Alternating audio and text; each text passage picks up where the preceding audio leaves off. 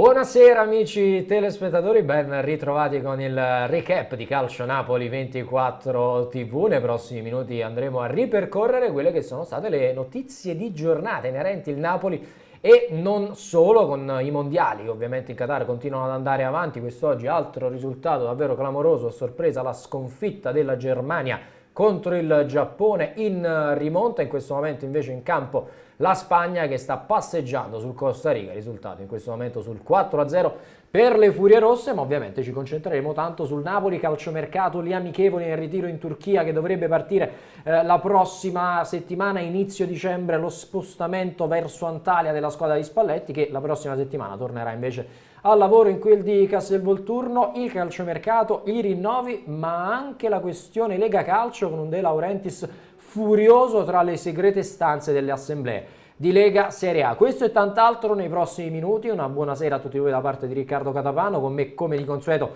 c'è il nostro Emanuele Bernardo in cabina di regia. Vi ricordo, potete seguirci sul 79 del Digitale Terrestre, ma anche sulla nostra piattaforma di YouTube, il nostro canale ufficiale, al quale vi invito ad iscrivervi e a lasciare anche un like alla diretta. Detto ciò, caro Emanuele, direi di partire con questa recap, quindi con questo riepilogare quelle che sono le notizie di giornata, andando al touchscreen e parlando proprio del ritiro del Napoli, perché ci fanno sapere dalla radio ufficiale che il Napoli settimana prossima tornerà al lavoro. 3 amichevoli in programma, una il 17 al Maradona contro 2 ex calciatori azzurri. Andiamo proprio a leggere poi nel dettaglio. Qui nel frattempo vediamo Luciano Spalletti intento insieme a Santoro, Peppe Santoro, ovviamente in quelle che sono delle foto datate a Castelvolturno. Eccoci qua per quanto riguarda il ritiro del Napoli. Ha parlato Walter De Maggio, direttore di Radio Kiss Kiss Napoli, sul prossimo ritiro. Ha detto: i calciatori del Napoli sono in vacanza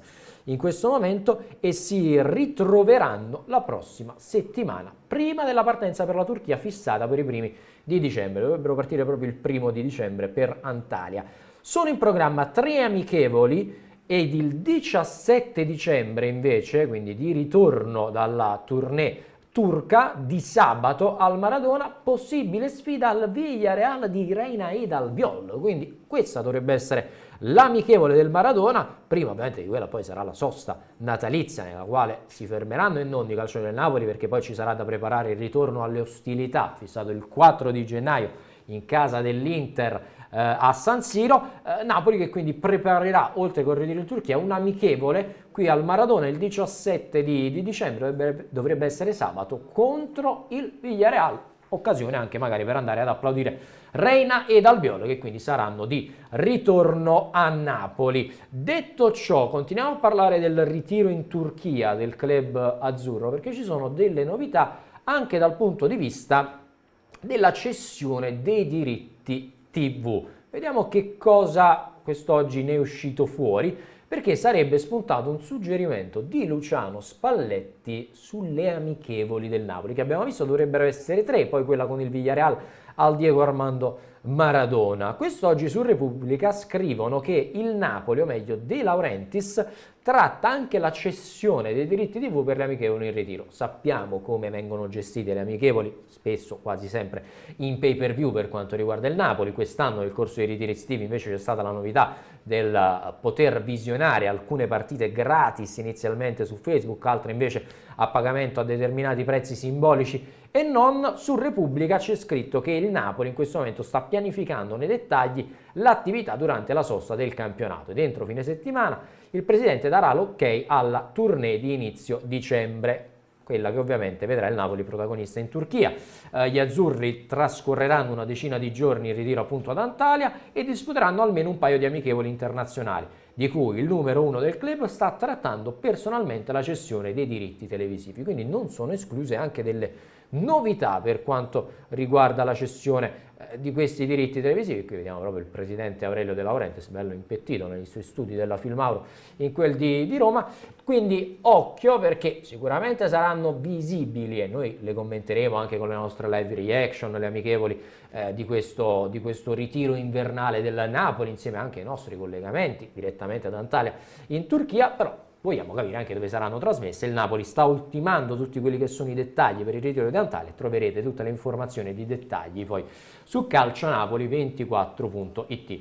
Qui lo vedete bello tranquillo De Laurentiis, sorridente, impettito, come ho detto poco fa, e ieri invece mi sa che un po' di malacqua, come si dice dalle nostre parti, c'è stata invece nella sede dell'Assemblea di Lega, in quel di Milano, perché ci raccontano di un Aurelio De Laurentiis particolarmente furibondo. Qui si perde tempo, scintille in Lega De Laurentiis Lotito, sempre loro. Ecco cosa ha fatto infuriare il patron del Napoli. Andiamolo proprio a leggere nel dettaglio questa ricostruzione che fa il Corriere dello Sport sulla questione Assemblea di Lega ieri, con il presidente De Laurentiis che se n'è andato davvero furibondo. Una lite scoppiata nel primo pomeriggio in Assemblea di Lega, dove più che di idee ormai si parla sempre e solo di liti, di grosse parole che volano, quasi di scontri fisici tra l'altro. Ieri protagonisti proprio De Laurentiis e il presidente della Lazio, vale a dire Claudio Lotito. De Laurentiis ieri ha dato letteralmente in escandescenze nel corso dell'Assemblea di Lega. Il primo motivo è l'attesa per l'inizio dell'Assemblea, che era in programma alle ore 14:15, alle 15 passate ancora non era iniziata per il ritardo di alcuni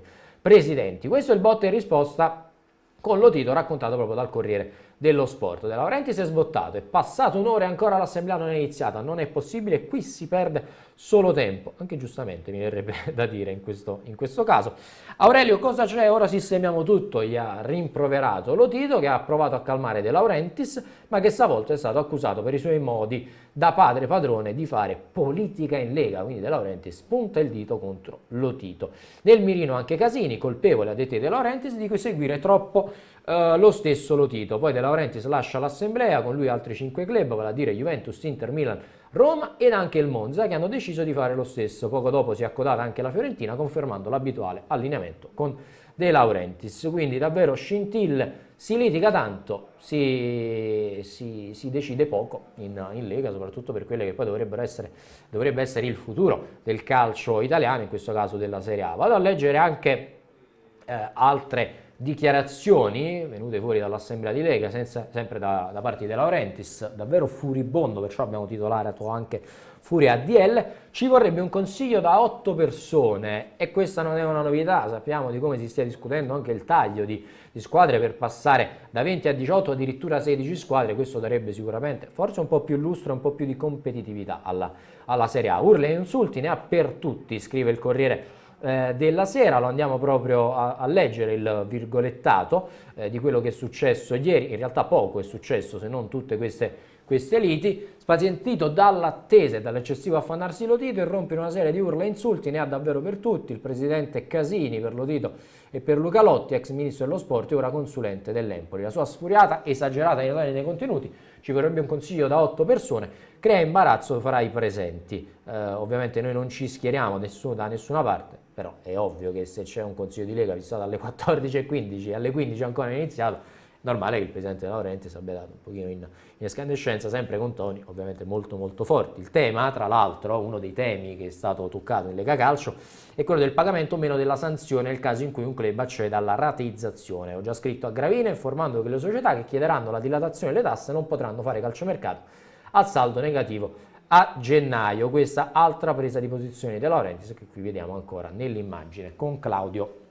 Lotito.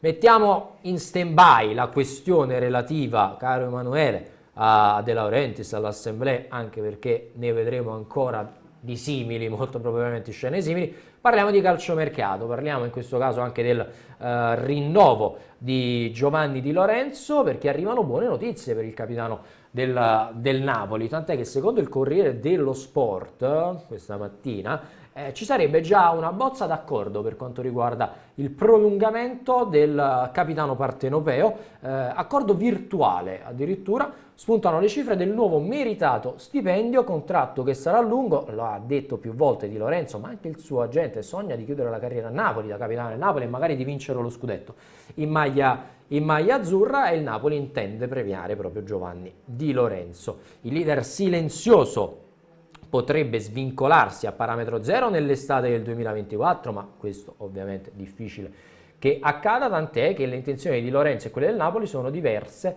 e il manager del difensore Mario Giuffredi si è sbilanciato pubblicamente. Non ha dubbi, vuole restare qui fino alla fine della carriera. Detto e fatto, le consultazioni non hanno avuto bisogno di troppi appuntamenti. De Laurentiis, che domenica è rientrato da Los Angeles, ha preparato già le bozze per il contratto. L'accordo tra Di Lorenzo e il Napoli si può definire virtualmente per legarsi insieme fino al 2026, probabilmente anche con opzioni per gli anni successivi, 2 milioni e 600 mila euro a stagione, quando compirà 33 anni l'attuale capitano del Napoli. Qui vediamo anche la grafica preparata insomma dai nostri collaboratori su calcionapoli24.it di quello che è un contratto virtualmente chiuso. Si dovranno limare gli ultimi dettagli. Sappiamo con il calciomercato in fase di rinnovo quanto i dettagli contino ovviamente anche in questo caso, però tra Di Lorenzo e Napoli c'è una volontà comune di andare avanti. Di Lorenzo vuole chiudere la carriera qui a Napoli, vuole prolungare e si trova benissimo, è il capitano attuale e ci auguriamo anche per il futuro del Napoli, e dunque si è sulla buona strada, così come vi posso aggiungere si è sulla buona strada per quanto riguarda anche i rinnovi di Stanislav Lobotka e di Amir Rahmani, che potrebbero essere formalizzati proprio nell'arco di questa sosta, magari durante il ritiro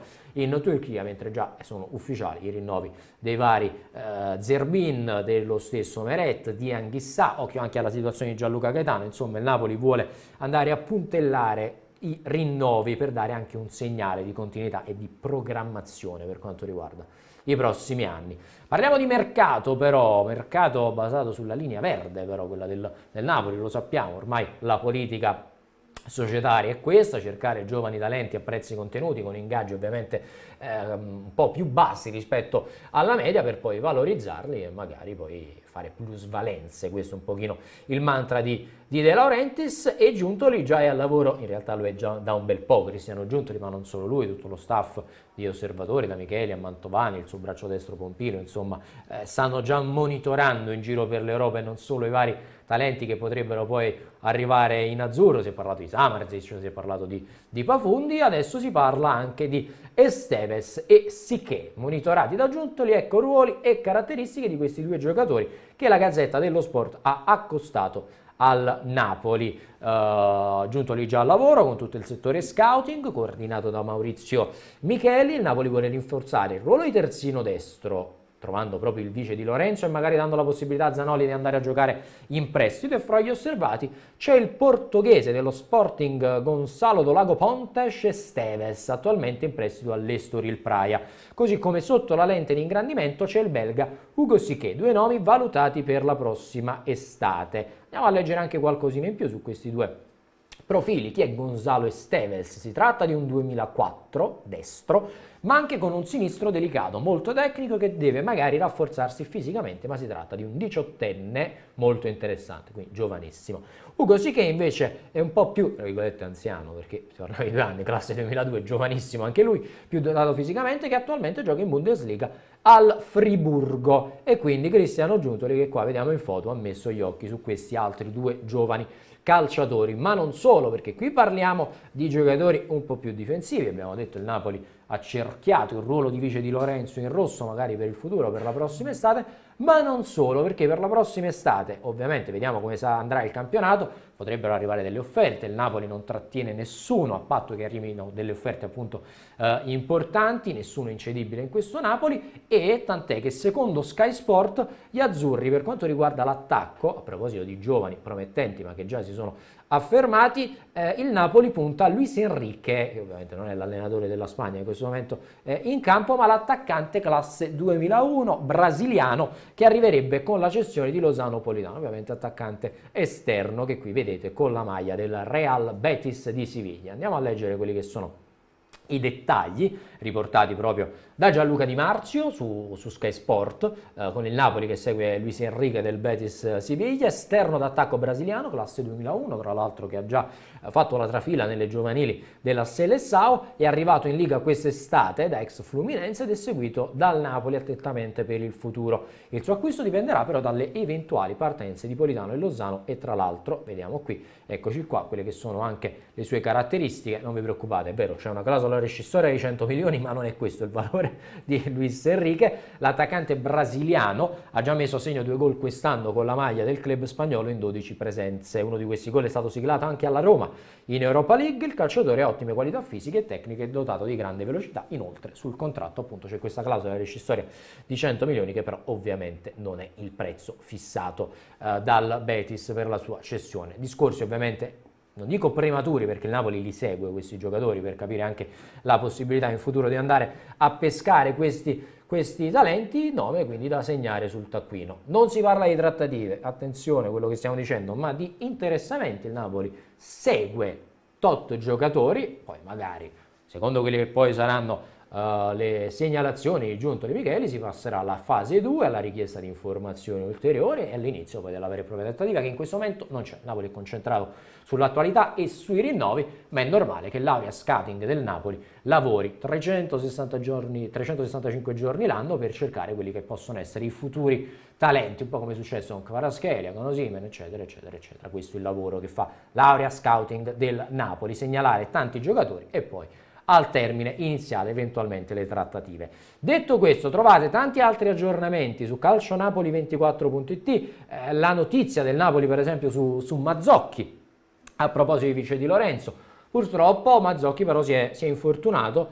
interessamento ai legamenti, si opererà e sono molto probabili in questo momento 3 mesi di stop con il calciatore, che quindi dovrebbe tornare direttamente il prossimo marzo, e quindi il Napoli magari per quanto riguarda Mazzocchi terrà in stand-by questa situazione. Un'idea tattica che piaceva a Giuntoli, era lo stesso Luciano Spalletti, ma che in questo momento, ripeto, è messa in stand-by. Tante altre notizie, si parla di Marcus Thuram, accostato al Napoli, ma sul quale c'è anche il Bayern Monaco, il ritiro in Turchia, tutte poi le ultime per quanto riguarda i mondiali e tanto altro lo trovate come di consueto su calcionapoli24.it. Vi ricordo invece, visto che siamo ormai in conclusione del nostro recap di giornata, vi ricordo che domani torniamo con le nostre live reaction mondiali a partire dalle 11, perché domani c'è una bella giornata impegnativa. A partire dalle 11 perché? Perché alle 11 inizia Camerun-Svizzera con il nostro Frank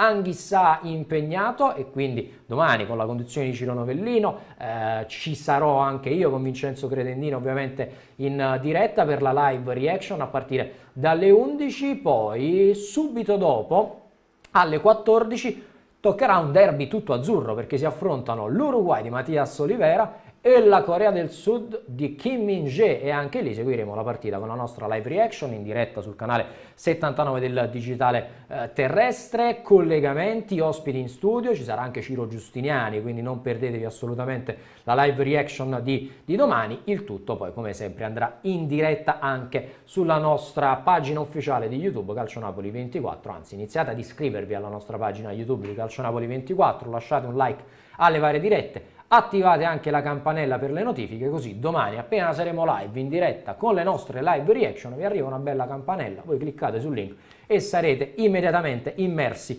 con noi nel vivere le emozioni delle sfide degli azzurri nel mondiale di Qatar 2022, un mondiale che fino a questo momento ricco di polemiche, ricco anche di problematiche, si parla del tempo effettivo e di altro, ma anche ricco di sorprese. Come avete visto oggi il Giappone ha battuto la Germania per 2-1 sulla falsariga di quanto successo anche con l'Arabia Saudita, che purtroppo ha battuto l'Argentina con lo stesso risultato. Siamo invece arrivati al termine del nostro recap quotidiano di Calcionapoli 24 TV. Io ringrazio come sempre il nostro grande Emanuele Bernardo in cabina di regia. Un saluto e un ringraziamento a tutti voi da parte di Riccardo Catapano, che vi augura buona serata e buona continuazione sui canali di Calcionapoli 24.